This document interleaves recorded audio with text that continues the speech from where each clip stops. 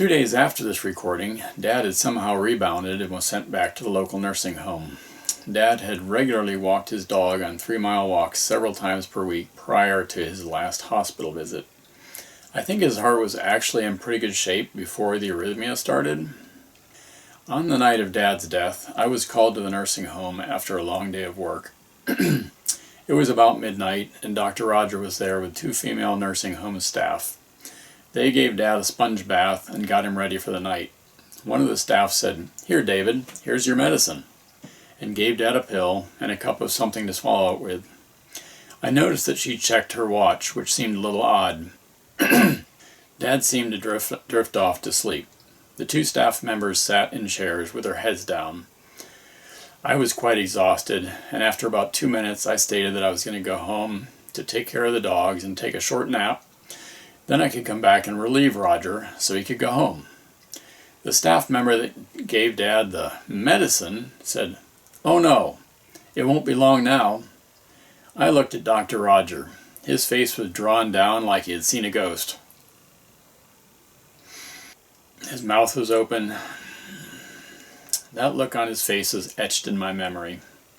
I looked back at the staff member. She was facing down again with her hands in her lap. I looked right back at Roger. He had composed himself and had a smug look on his face. I thought to myself, what was that all about?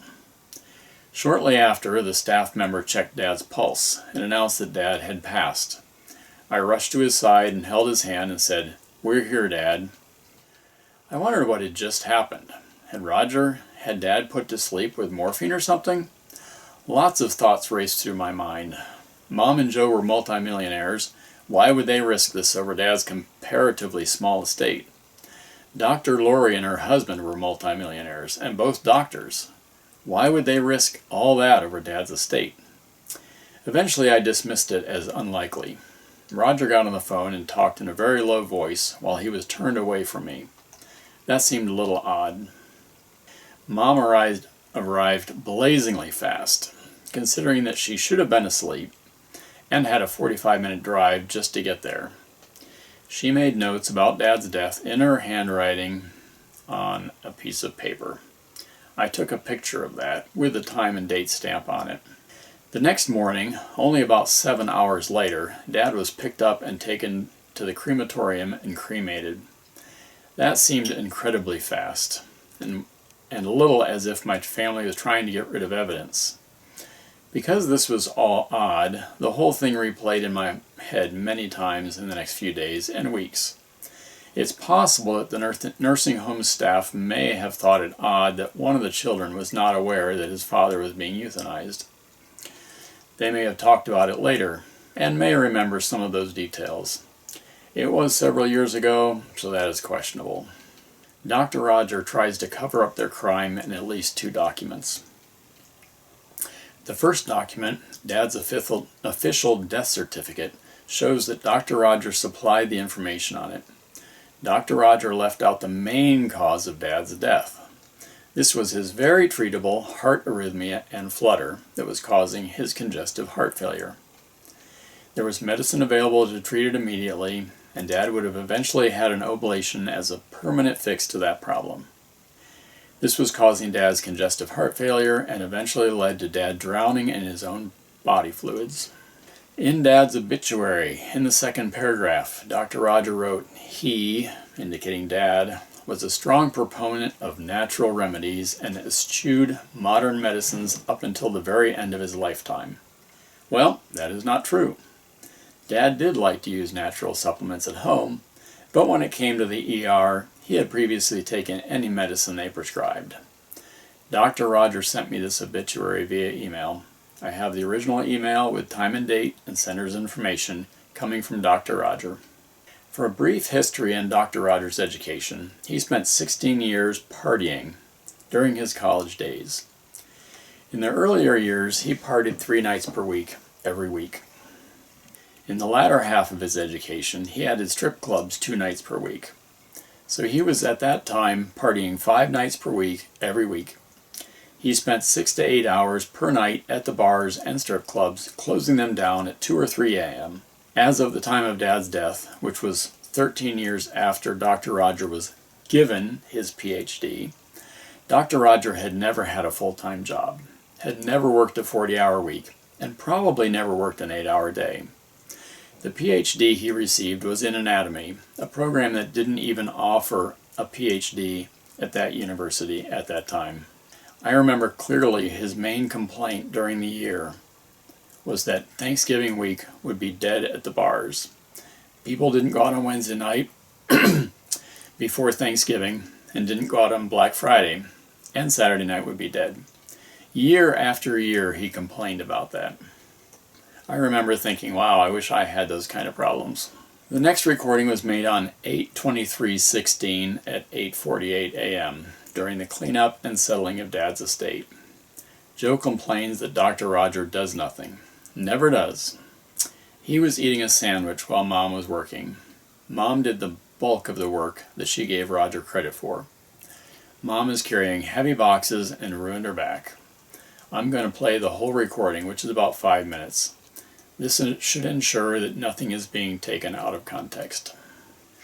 So in this recording we have Joe, Mom's husband, financer of Roger and Lori's educations, talking about Dr. Roger, who has never had a job and doesn't do much.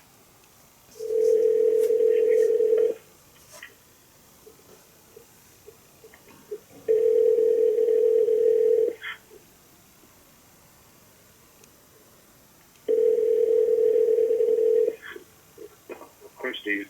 Hey Joe, sorry I couldn't answer there. Well, that's all right. What's up?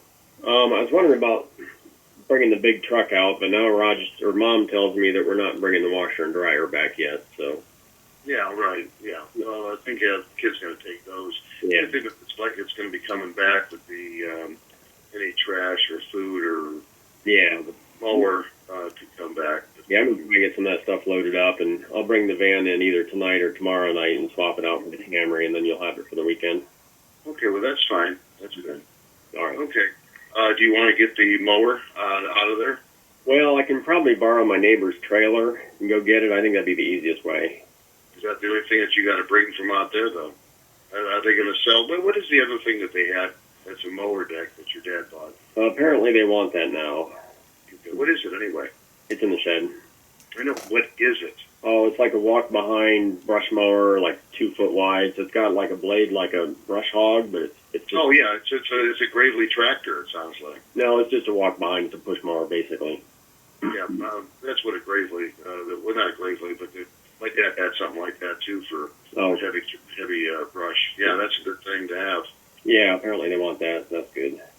Yeah, okay. Anything else? Well, there's a bunch of trash and recyclables and that food. Apparently Raj didn't do anything after we left. What's that? Apparently Raj didn't do anything after we left. So. Yeah, he never does. I don't know what he does. He just thumbs through stuff and then puts it back. I don't know. Right, exactly. Yesterday I just was watching him. He was sorting all the CDs, thumbing through them and flipping them around. And like people do that themselves. You just put them on. Right. People, I don't know. Exactly. Yeah. He sticks up all night. It does nothing. Yeah. Unfortunately. So, what you need? Well, I'm just going to ask you about the truck, but I don't need it now. It's in the back of my car. You for like spraying weeds? Do you have any? Okay, yeah. In the back seat of my car, it's not. It should be open. On the floor. Okay, go ahead, Stephen. Oh yeah, nothing. I mean, the house that's a total disaster. I mean, all that old stuff. I don't know. I'd be very surprised. I mean, there's some selected things in there, but only your mom cleaned up and made it look good. But she hurt her back yesterday. She can hardly walk now. So great. They do things so silly. She was walking armfuls of stuff from the basement back upstairs, one box at a time. Why can't Roger do that? They're thumbing through CDs. I know. Well, she's already ruined. I mean, she can't hardly move. Yeah. And I said, well, why aren't you using a two-wheeler out the back door and around? Oh, we don't do things the way you do. One box at a time, and now she's laid up again. The same thing happened when she was helping her 4 years ago and put her into this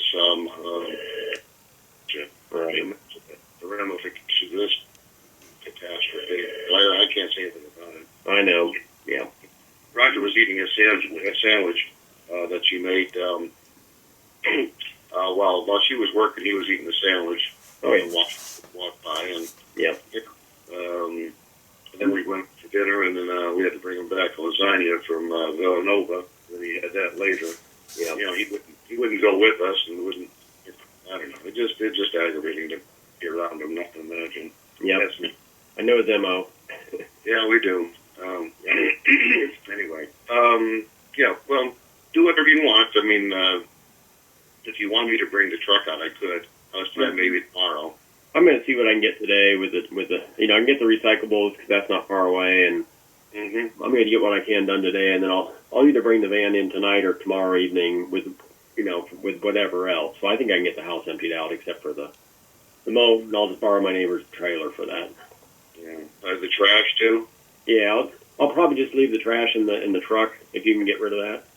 Yeah, that'll be fine. Okay, I do don't what you want. Let me know anything I can do. All right, thanks a lot, Jeff.